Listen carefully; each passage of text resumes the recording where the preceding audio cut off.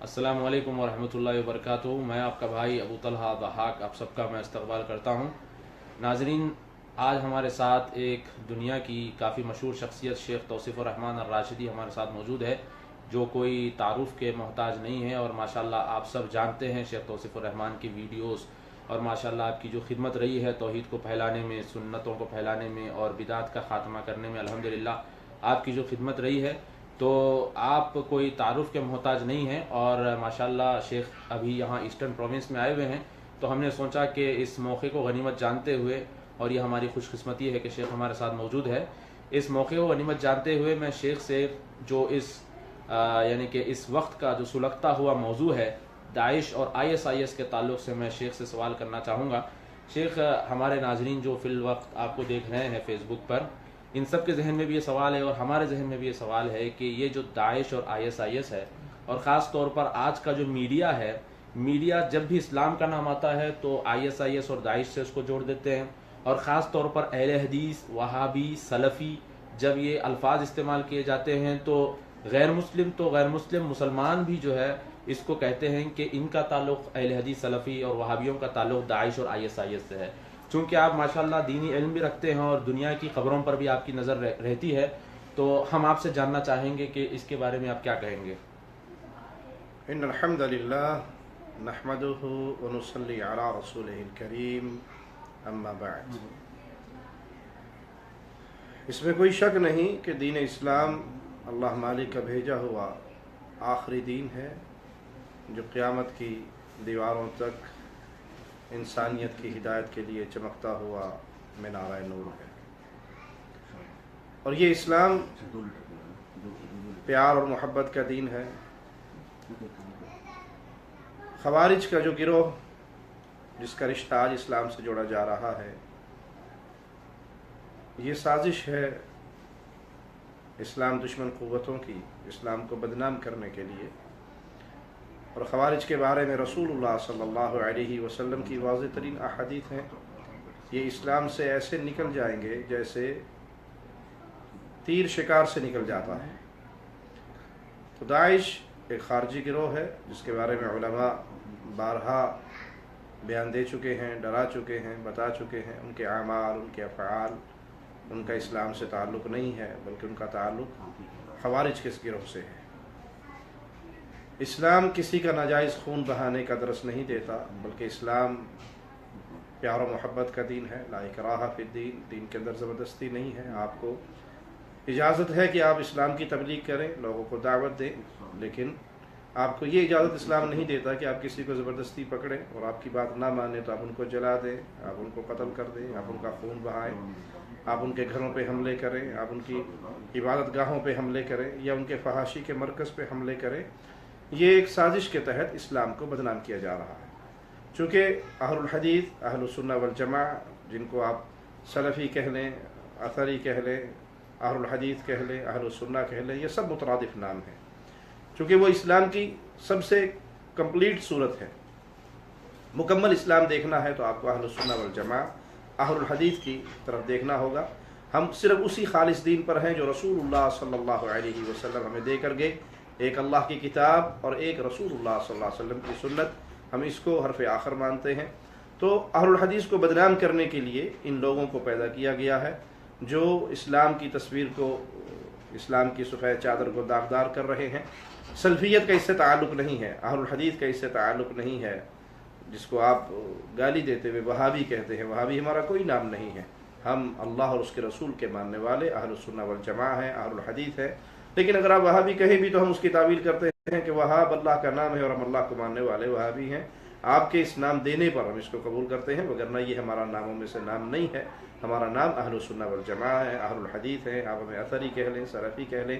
تو چونکہ ہم اس خالص کتاب و سنت کی دعوت کو اپنے سینے سے لگا کر بیٹھے ہیں، اور جب بھی دنیا میں اصلاح ہوگی تو اسی خالص اسلام کے ذریعے ہی اصلاح ہوگی۔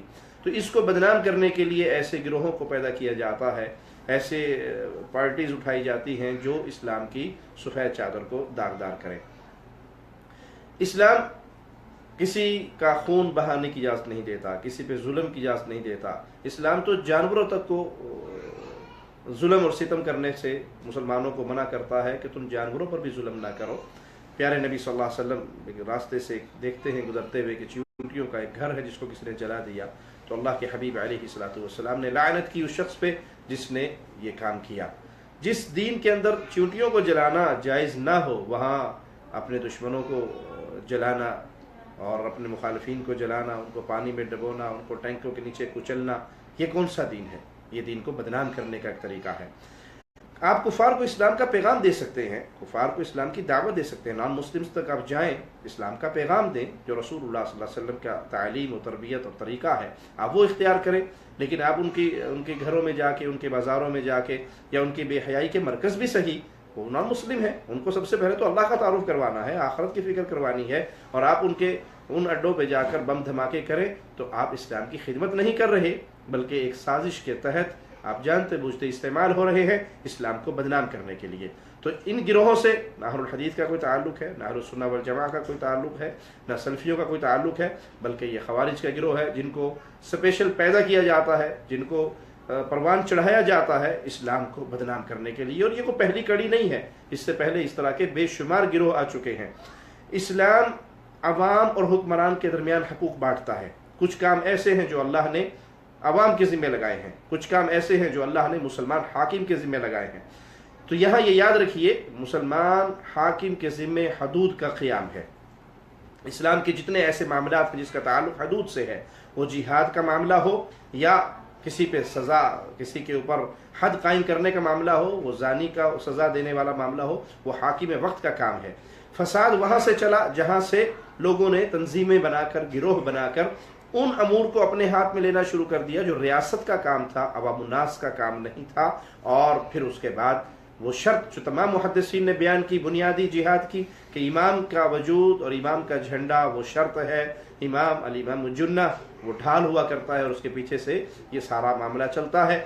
وہ ریاست کے کام جب عوام نے اپنے ہاتھ میں لیے تو فتنہ فساد تو برپا ہوگا۔ تو یہ خاص وہ لوگ ہیں جن کے ذریعے سے سلفی منہج کو بدنام کرنے کی کوشش کی جا رہی ہے۔ سلفیت برات کا اعلان کرتی ہے ایسے لوگوں سے، اہل الحدیث بری ہیں ایسے لوگوں سے، اور ہم اسی دعوت پہ زندہ ہیں جو رسول اللہ صلی اللہ علیہ وسلم نے دی، کہ آپ توحید کا پیغام دیں، آپ عقیدے کا پیغام دیں، آپ اپنے اچھے اخلاق کے ذریعے لوگوں کو اسلام کے قریب کریں، غریبوں کی مدد کریں، مسکینوں کی مدد کریں، یتیموں کا سہارا بنیں، اور اسلام کی توحید کے پیغام کو عام کریں۔ جزاک اللہ خیر شیخ۔ ایک بس چھوٹا سا سوال میرا یہ بھی ہے کہ آج لوگ کنفیوز ہے کہ اعتدال والا اسلام ہے اور تشدد بھرا اسلام، کیا ایسی بھی کوئی چیز ہے دنیا میں؟ دیکھیے، اعتدال والا اسلام سے مراد کیا ہے؟ وہ اسلام جو رسول اللہ صلی اللہ علیہ وسلم دے کر گئے، ہم اس اسلام پہ قائم اور دائم ہیں۔ اور جس اسلام کا نام لے کے کچھ لوگوں نے تشدد کو پھیلایا ہے، جس اسلام کا نام لے کے جس اپنے عمل پہ اسلام کا چولا چڑھا کے لوگوں نے اسلام کو بدنام کرنے کی کوشش کی ہے، ہم اس اسلام سے برات کا اعلان کرتے ہیں۔ میں آپ کو مثال دیتا ہوں سمجھانے کے لیے تاکہ بات سمجھ آ جائے۔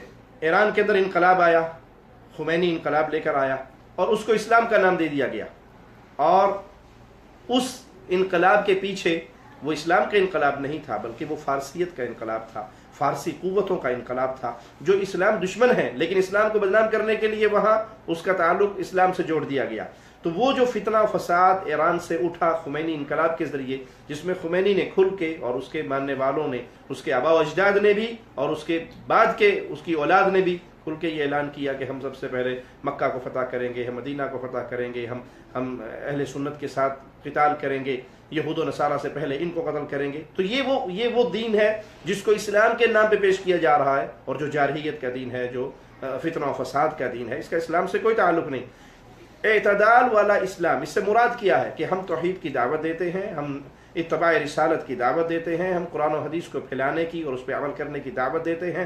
جو اس پہ چلے وہ ہمارا بھائی ہے، اور جو اس پہ نہیں چلتا تو مسلمانوں کو یا کسی انسان کو جو اسلام کی طرف نسبت کرتا ہے، یہ حق نہیں ہے کہ وہ تلوار اٹھائے اور اس کی گردن اتار دے۔ آپ ایک چور کو چوری کرتا دیکھ رہے ہیں اور وہ بھاگ رہا ہے، آپ اس کا ہاتھ پکڑ کے اس پہ حدود کا نفاذ کریں کہ میں نے ہاتھ کاٹ دیا چور کا، تو آپ تشدد کے راستے پہ چل رہے ہیں، کیونکہ یہ آپ کا کام نہیں، یہ حاکم وقت کا کام ہے۔ حاکم وقت کے معاملات، ریاست کے، ولی الامر کے معاملات جب آپ اپنے ہاتھ میں لیں گے تو آپ ایک ایسے راستے پہ چل رہے ہیں جس سے آپ اسلام کو بدنام کرنے کی کوشش کر رہے ہیں۔